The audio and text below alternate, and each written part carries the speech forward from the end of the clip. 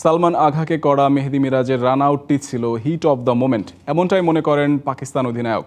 তবে তিনি বলেন, মিরাজের জায়গায় থাকলে হয়তো এমনটা করতেন না। অন্যদিকে স্পিন বোলিং কোচ মুশতাক আহমেদের মতে কোনো পক্ষই ভুল করেনি। এটা হিট অব দ্য মোমেন্ট হয়েছে, তবে তার জায়গায় আমি থাকলে হয়তো আমি এটা করতাম না। এটা লতে আছে, তবে স্পোর্টসম্যান স্পিরিট দেখালে এটা এভাবে রান আউট হয় না। আমি তো তাকে হেল্প করার চেষ্টা করছিলাম, বল আমার প্যাডে লেগেছিল, আমি ভেবেছিলাম রান নিব না, কিন্তু মিরাজ আউট করে দিয়েছে। আমি মনে করি মিরাজের বলটা তুলে নিয়ে রান আউট করার চেষ্টা করা স্বাভাবিক ছিল, কারণ ব্যাটার তখন ক্রিজের বাইরে ছিল।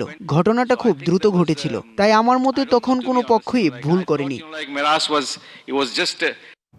নগদ নিয়ে এলো হার না মানা হার অফার। সর্বনিম্ন 10,000 টাকা রেমিটেন্স নগদে পাঠালে থাকছে স্বর্ণের হার জেতার সুযোগ।